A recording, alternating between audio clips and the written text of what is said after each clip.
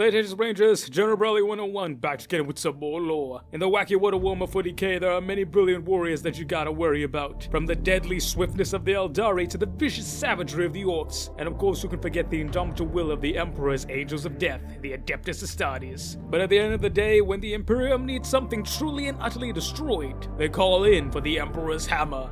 The Imperial Guard, the Astra Militarum. Well, at the end of the day, the first and last defenders of the Imperium is the humble guardsman with his good old flashlight, and the guard spirit is personified with their patron saint, Ollanius Pius. But is the story of Ollanius Pius truly real? Was he really based on a real-life person? Did he truly save the Emperor from Horus? And was he really just a mortal man? All these questions and more are answered in today's Warhammer 40k video, as we discover the true story of Ollanius Pius, patron saint of the Imperial Guard.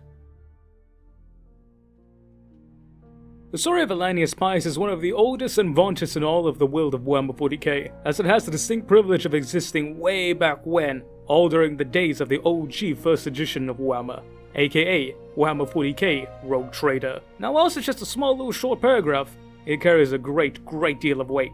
Said paragraph is as follows: Ollanius Pius, the guardsman who's supposed to have given his life by interposing his body between Horus and the Emperor during the assault of the Imperial Palace. He is now regarded as something of a saint by the Guard, and on occasion is even prayed to as an intercessory figure. Again, super short description, but at the end of the day, a very accurate one. Ollanius Pius was created to be something plain and simple, a mortal man who died defending the Emperor, a simple soul who stood against the might of evil in defense of a great almighty, and it was him that saved the day. Short, simple, sweet, and to the point. And apparently the 40k writers thought they got it so well in the OG edition, it was one of the few things that stayed in 2nd edition, but wasn't touched in the slightest bit. Indeed, the next time we get ever mention of Ollanius Pius is from Rogue Star, and doesn't even describe him, but rather a medal. Said description is as follows: the winged medal of the Order of Ollanius Pius, bearing the golden face of angelic youth, laurel wreaths arrayed across his noble brow. The medal represented the very highest honor a mortal man could earn in his service to the Imperium. Intricate skullwork beneath the beatific visage bore an inscription: amid the weeping and the woe, a cursed demon remain and rot. I know thee filthy as thou art. I know. And this is interesting, because as some of you may know, the highest award in current day 40k canon is actually called the Star of Terror. Now, it's very much possible that the Star of Terror and the Order of Ollanius Pius are basically the same thing, and it could just be a small oversight by 40k. Or it could be that they're two different medals, but both hold the same accord. One could be for more acts of bravery, the other could be more for distinguished service, or something of the sort. It's not really known, but one thing that I really want to take a look at is the inscription of itself: amid the weeping and the woe, a cursed demon remain and rot. I know thee, filthy as thou art. I know. Now, there are several different interpretations that we could go here. One could be that this is interpreting that Ollanius Pius knew what Horus was. It could be that he knew what demons were, that he was a mortal man standing against evil, how he curses them to remain and rot and he's still going to be here, how his soul is pure, etc., so on and so forth. But rather, what I want to focus on is filthy as thou art. I know. I don't think this is referencing Ollanius Pius, but rather, I think this is referencing the Guard as a whole. The Guard know thee, filthy as thou art. They know. Now, whilst they may not exactly know what a demon or an alien or a Xenos are, but they know that you're not human. They know that you're trying to harm the Imperium. A cursed demon, filthy as thou art. Now, whilst initially, in During the Siege of Terror, this meant a literal demon, I think this refers to all the enemies of mankind. A daemon, something that is the opposite of mortal. But not just the opposite of mortal, inherently malevolent. And in the Imperium, everything that isn't human is seen as inherently malevolent. The idea being that in the world of Warhammer 40k, everything that isn't human has tried to exterminate humanity, be they alien, Xenos, AI, or anything in between, especially mutated versions of themselves. But that's just my interpretation of what the saying means. That how in the midst of everything, death, destruction, and carnage, how they face the worst of the worst, the God knows what they are, and despite this, they choose to stand. It represents the indomitable will and the incredible spirit of humanity, which is what Ollanius Pius himself represents. But again, this is just my interpretation of it. But basically, the lore of Ollanius Pius would remain basically unchanged for the longest time, and it would only be relatively recently, a few years ago, that we got the full-on proper story, and with the recent year of this conclusion of the End in the Death series, we now know how his story truly ends. And the writers definitely went an interesting route. And I think they really did take a great deal of inspiration from those OG 2 bits of lore that we have from Rogue Trader and Rogue Star. But for you guys to truly get what I mean, let's talk about the first 2 bits of lore of Ollanius Pius, by first talking about good old Corporal Ollanius Pius.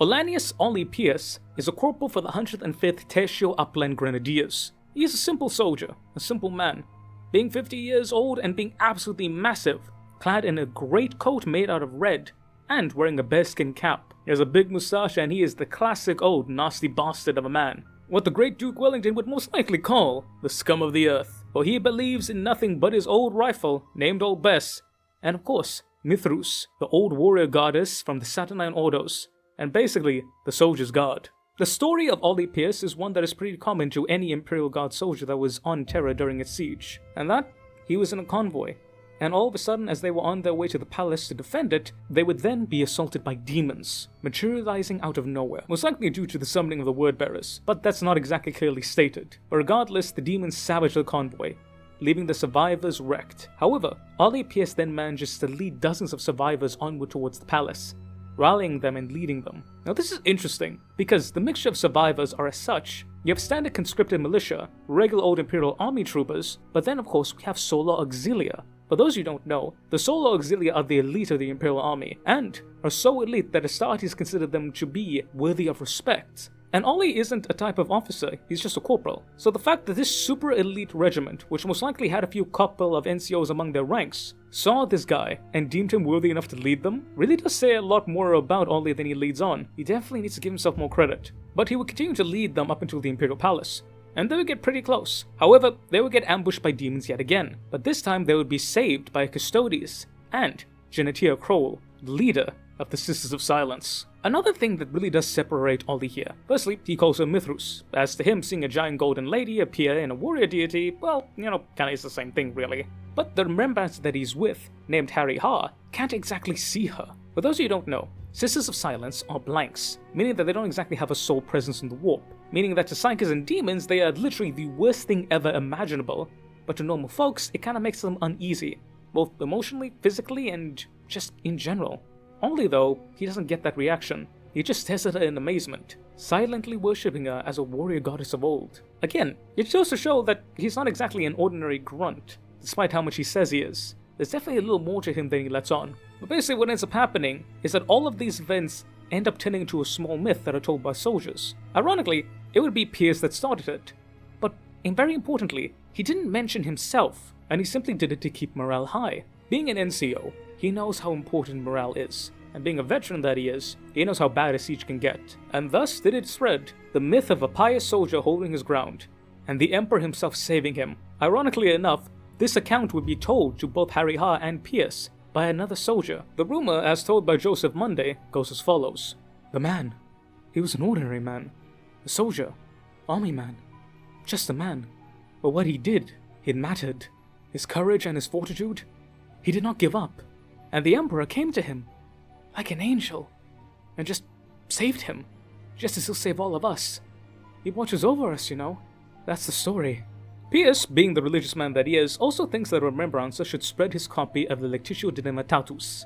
Harry, for his part, has no idea how he got it and doesn't really believe in it, but he agrees to do so, and the other soldiers raise their morale again. Pius again showing that he's not just an ordinary grunt who cares about himself, he cares about his men as well, and knows that morale is incredibly important.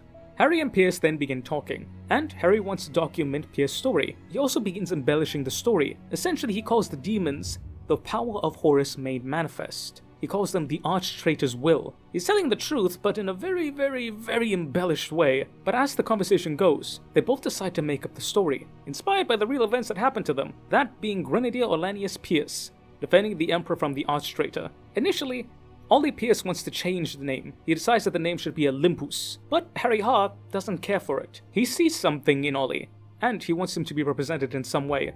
Ollie eventually neglects, but he still wants something to be. But he makes sure to tell Harry Ha that whatever he does, embellish the story, make it larger than life, make it grandiose, make it so that it would seem something unbelievable, but make it enough so that it can be true, and make it so that the troopers will believe him.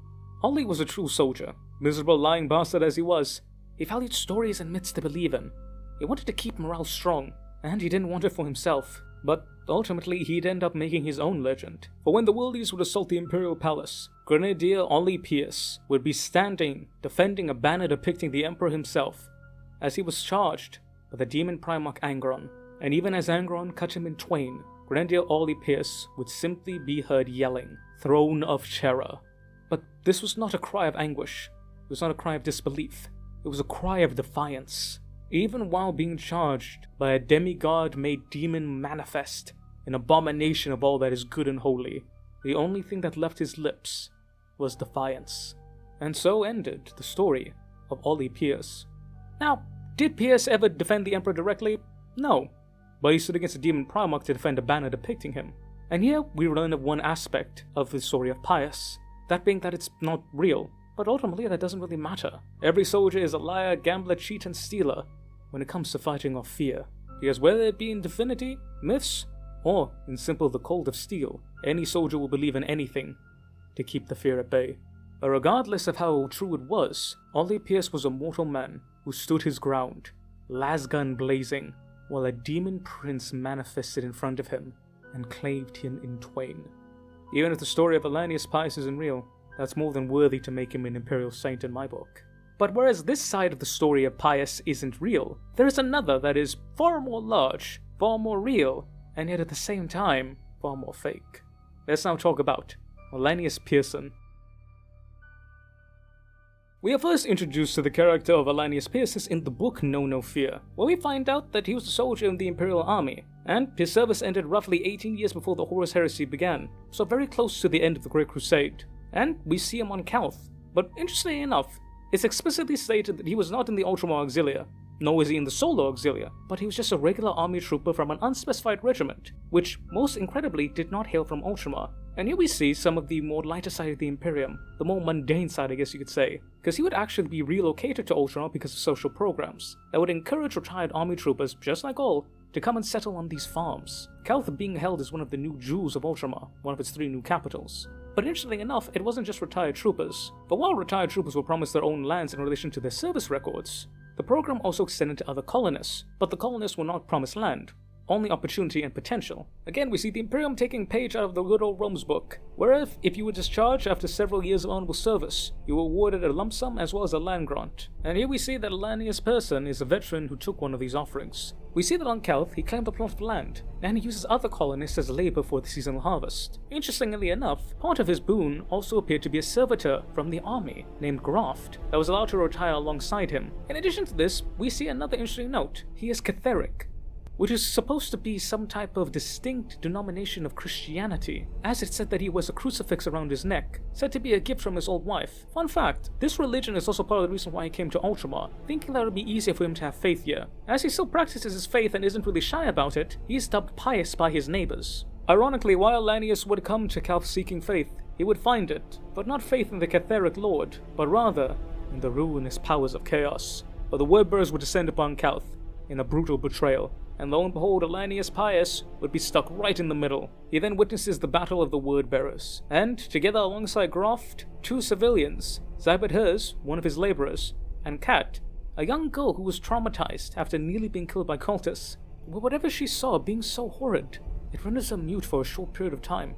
In addition to this, he is joined by Graf and 2 army troopers, Doge and Crank, a veteran soldier of many past battles, and Bale Rain, a young soldier who recently joined the army, which only 6 weeks prior had just married his wife. But before all this occurs, we say that Ollanius Pius just isn't your standard old grunt, because he gets visited by John Grammaticus himself. And what exactly does the worst character in all Warhammer want with him? He speaks about the Emperor himself, saying that he needs his help to help prevent the destruction of all of humanity. Persson rightly tells him to fuck off because it's John Grammaticus and he doesn't trust him for one reason or another. However, after seeing everything happening and realizing that the goodness of the Imperium is not exactly that good anymore, he then decides to travel to Terra to help to aid the Emperor. But to do so, he uses something called an anathema. This is a mysterious blade said to be forged by the use of psychic power and lightning. He and his group managed to cut a hole through reality and begin translating all the way to Terra. But because of all this nonsense of the warp and everything in between, they actually end up going through time, and they managed to walk through his past battles. But they would end up in the Dark Age of technology. Specifically, they would see the end of the war that humanity fought with the Men of Iron. During this time, he tries to not explain too much. He wants to keep all this on the down low, not really wanting to give the regular human beings a seizure with all the terrible information.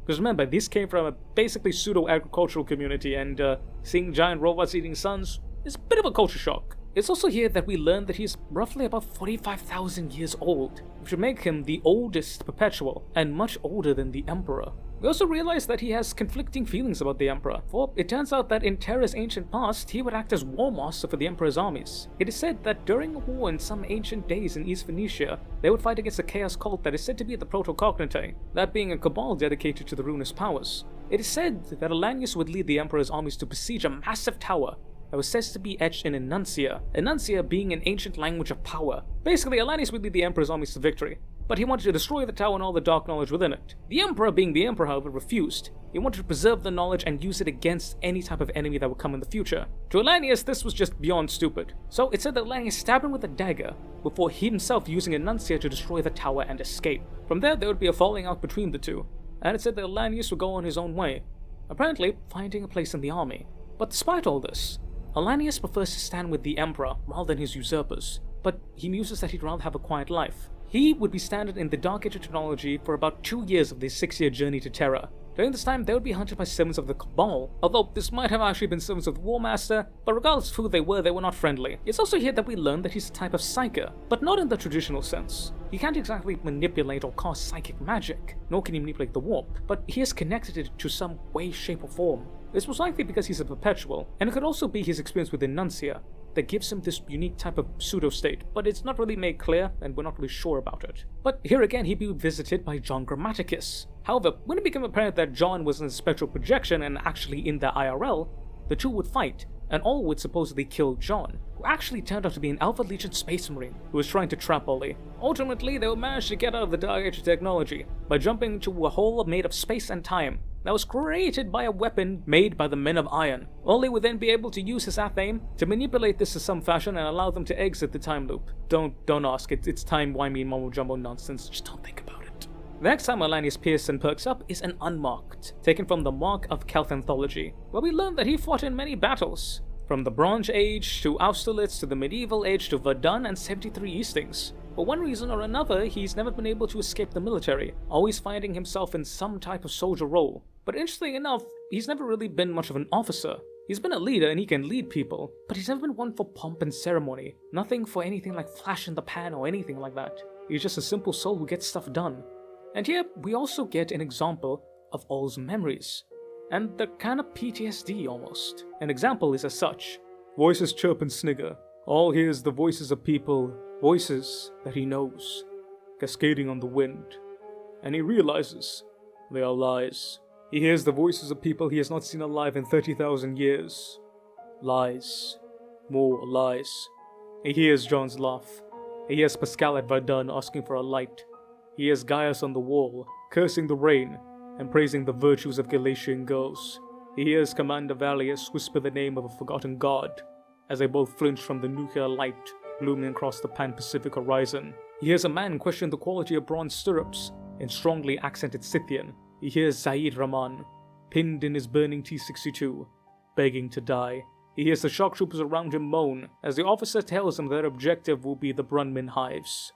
He hears Lassen and Orpheus singing together. He hears Lieutenant Winslow dictating his will the night before Copenhagen. He hears Private Labella whistling as she fries beans and eggs in the morning after the SoCal basin fell.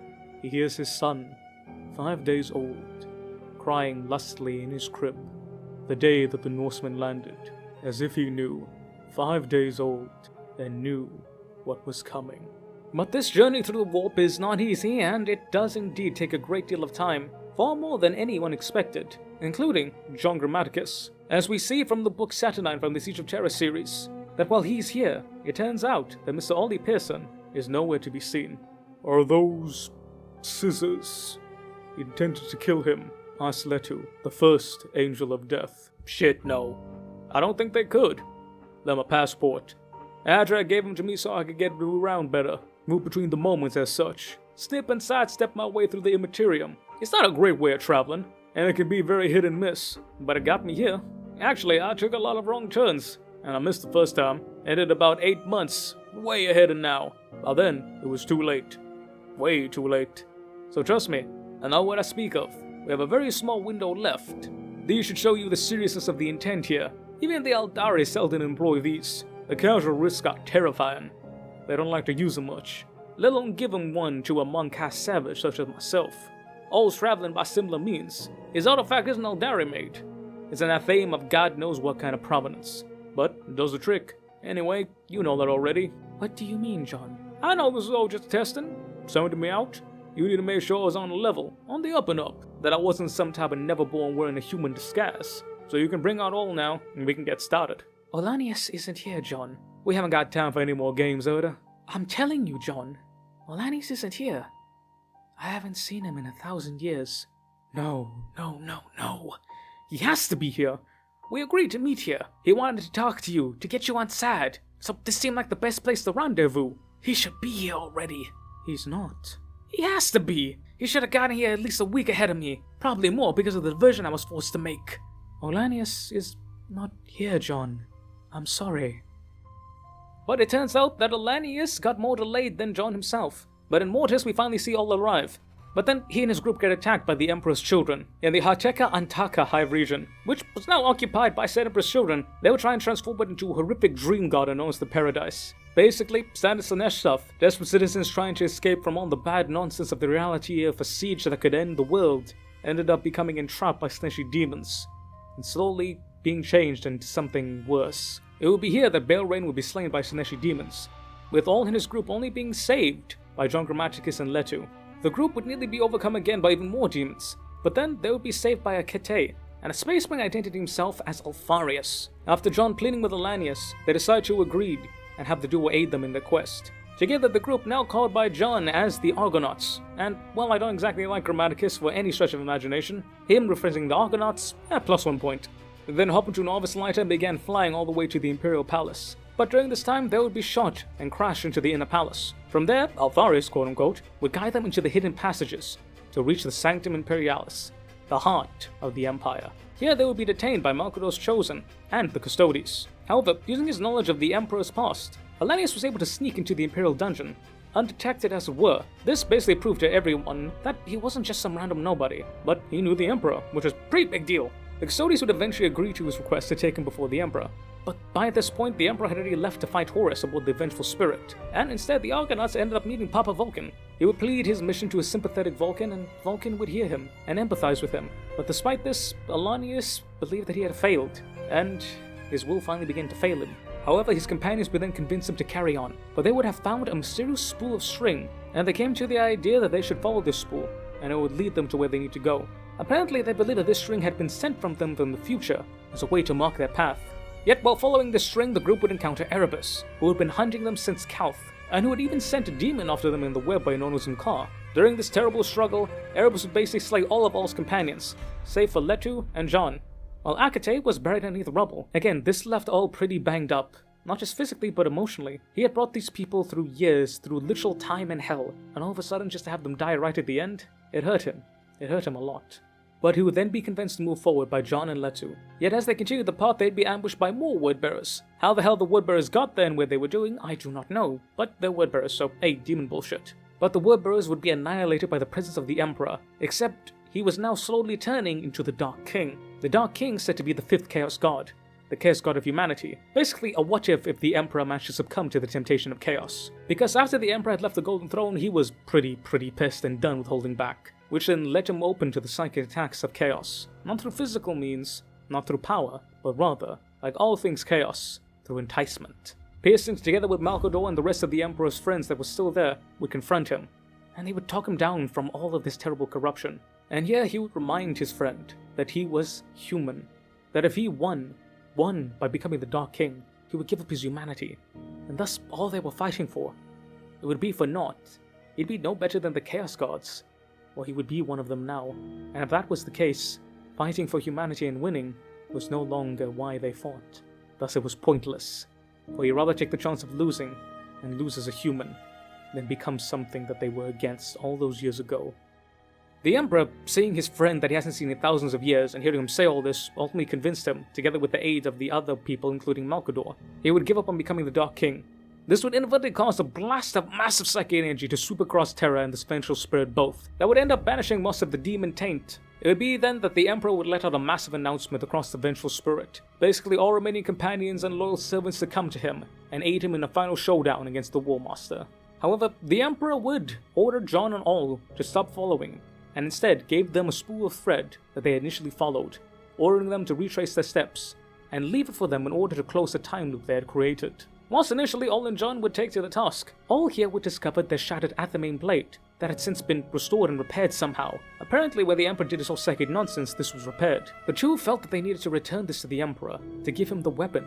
Apparently they felt that it was very important, be it psychic intuition or simply just human spirit. All would order Akate to teleport him and John to Lupercal's court towards the Vengeful Spirit. Now this wasn't exactly easy, but eventually the duo would reach there, as Horus stood over the kneeling Emperor, preparing to strike him down. John would speak a word of enuncia, and essentially Fusro Horus all the way across the floor, and him being knocked unconscious for a little bit. There, all would convince John to flee, demanding that he make sure that the time travel nonsense happen, so they can eventually find the spool and not cause anything bad to happen. From there, all would then try and rouse the Emperor.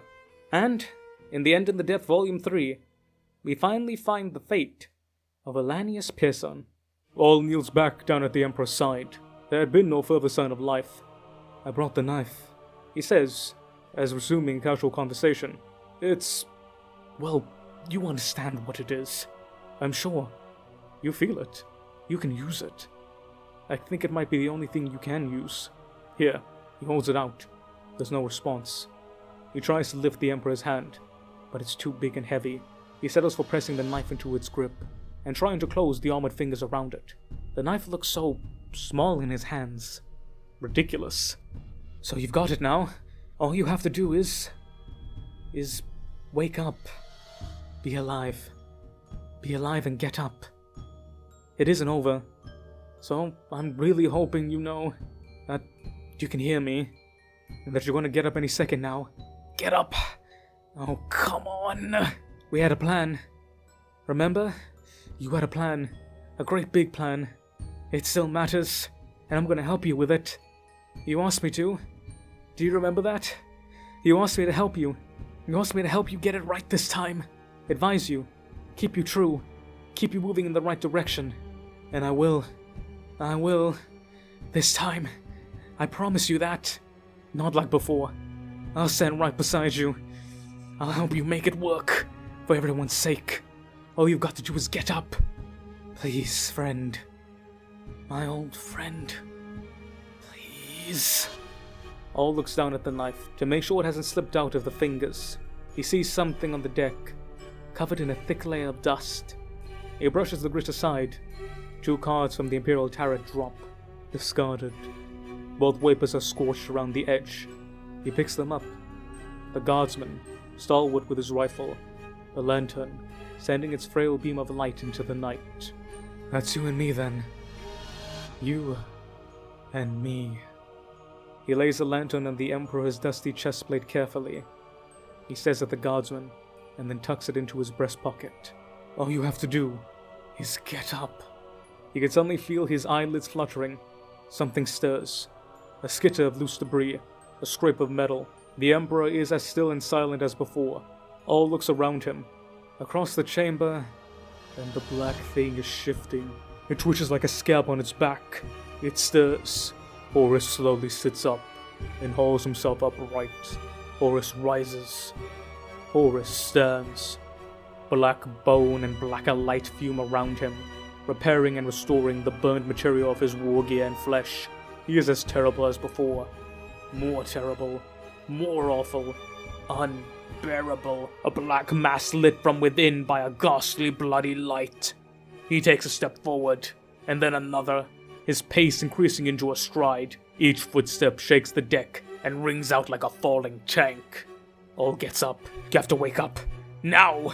He says urgently. Horus approaches, wordless, furious. You really have to get up now. Please, get the hell up! Horus is closing. The War Master reaches out a huge hand. The immense maul scrapes across the deck, and with a shriek, flies straight into his grip. All steps forward to face him. He puts himself between the Emperor and the oncoming monster. He pulls his last rifle off his shoulder, arms it and aims.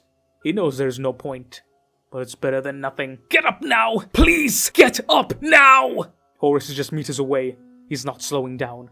All pulls the rifle against his cheek, flexes the grip, and settles his fingers on the trigger. No further! Damn you! I won't let you touch him! Horus keeps coming. All opens fire, full auto-sustained.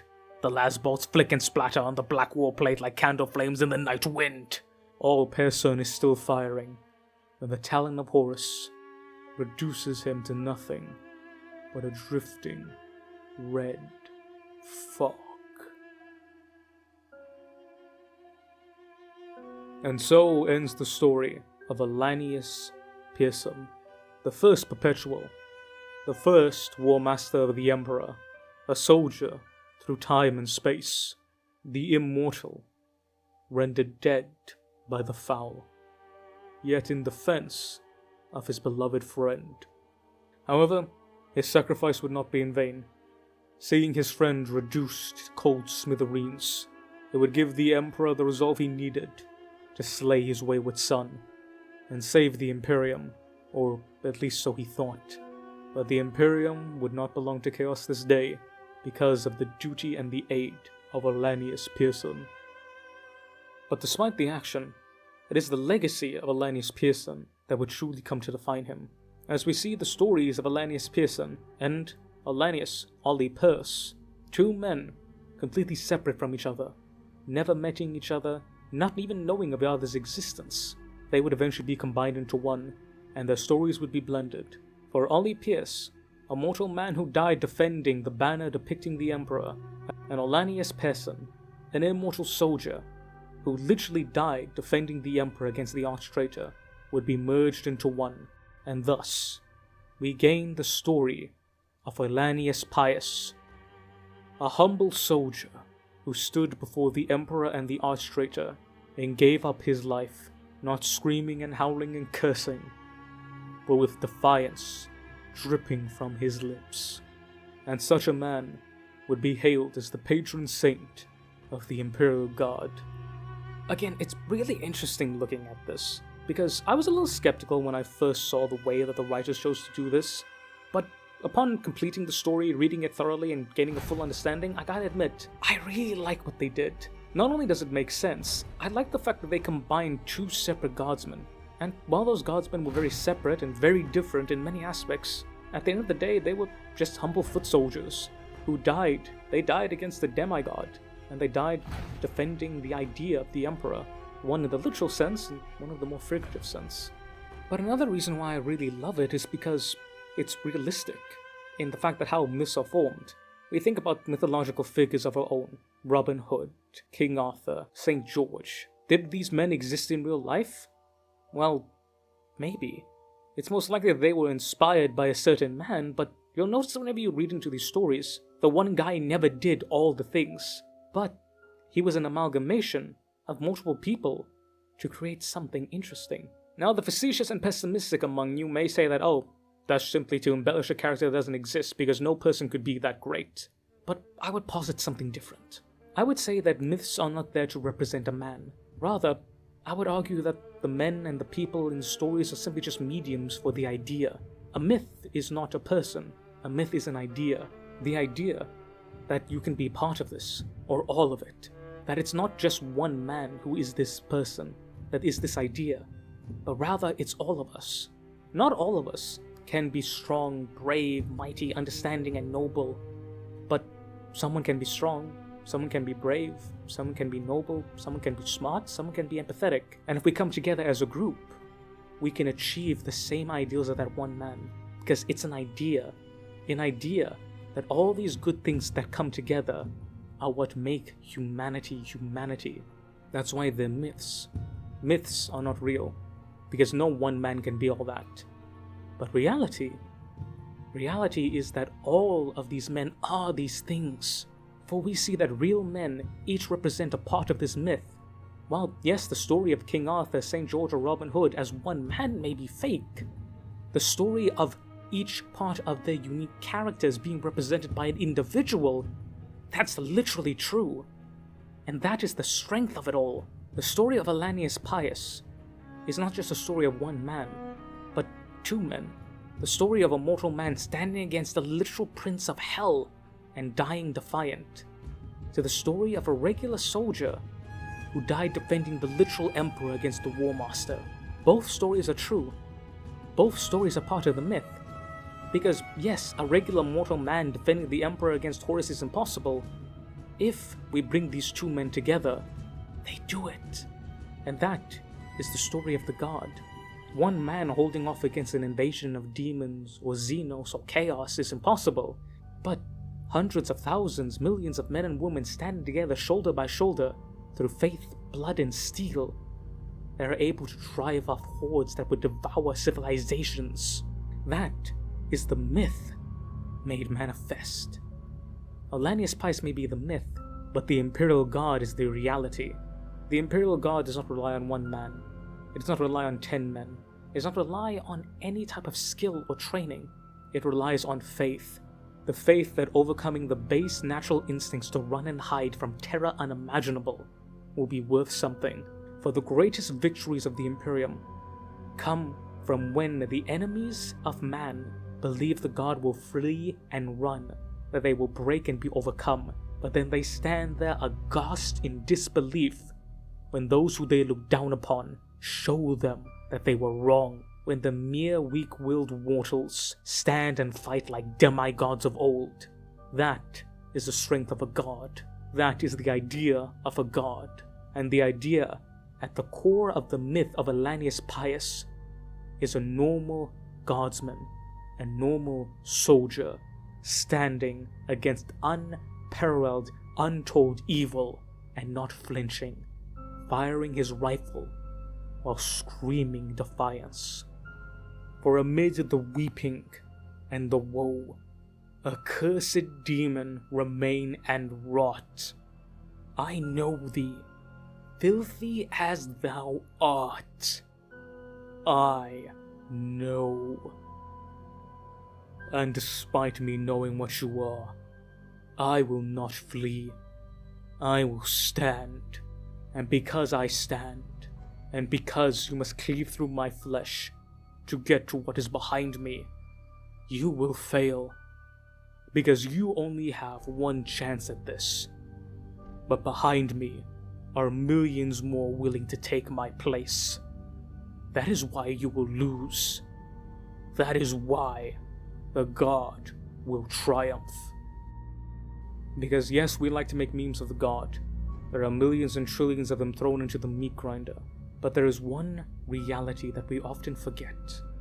There are millions of men, yes, but many times there are many men who believe that what they are doing matters, and who will gladly sell their lives simply to spite the demon, the heretic, the alien, and the mutant.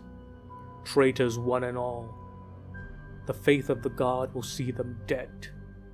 And in that regard, the story of Ollanius Pius, the normal soldier who stood before the literal manifestation of evil and who died, rifle being emptied, defiance on his lips, in both iterations of the story, is the perfect story, the perfect myth to represent the idea of the hammer of the emperor, countless men and women who sell their lives in defense of humanity, the armed forces of the Imperium of Man, inheritors of the Imperial Army, the Astra Militarum, the staunch Imperial Guard, and Ollanius Pius is their patron saint for bloody good reason. But yeah, ladies and gentlemen, thank you so very much for watching. I hope you guys enjoyed today's video. Let me know what y'all think down below. Do you guys enjoy the story of Ollanius Pius, how it's concluded? Do you prefer the story of Ollanius Pius? Do you prefer the story of Ollanius Pius? Do you prefer the story of Ollanius Persson? Or like me, do you like a nice combination of two? Love to hear your thoughts down below. But I want to say a massive thank you to you guys for watching, even more massive thank you to my awesome members and Patrons. Big shout out to the Wench of Warhammer who upgraded to the Corporal tier. A massive shout out to my Officer Corps with my amazing Lieutenant tier members, Mr. Eddie V3 and Miss Majora of the Void. Shout out to my Sergeant tier members, Mr. Damiak, Mr. Andy McGee, Mr. Warsmith.Fireheart, Mr. Corns Butcher, Mr. Sean RL7, Mr. Bullwin, and Mr. Matthew Merrill. Shout out to my Corporal tier members, Tremail the Math Kitty, Lord Rosarius, Shauna Smithers, Tech Priest Toaster, and the Wench of Warhammer. And finally, but certainly not least, shout out to my private tier members, Mr. Thomas Waslawns, Mr. Niva_SVW, Mr. Michael Hayeda, Mr. Doris Kurz, Mr. Monkey Man, Mr. Diego Castro, Mr. Fortusunum, Mr. Gentle Salamander, Mr. CMD Neo, Mr. Simon Kamu, and Mr. Dan Marek. Thank you, each and every one of you. I love you and I appreciate you, and the fact that you guys love this channel enough to support me, it means the absolute world, and I will be eternally grateful. So some JWorld memberships get a bunch of awesome benefits, behind the scenes stuff, early access videos, and some new stuff coming soon. It shall be explained in the next video, look out for that. But remember, this will always be free, so whether you give your boy a dollar or not, I will love you just the same. Mwah. But ladies and gentlemen, I've been the General Brother 101. You've been beautiful, awesome, amazing people. I'm gonna sure to stay faithful out there, boys and gals, and I will catch y'all next time. Dismiss, Rangers!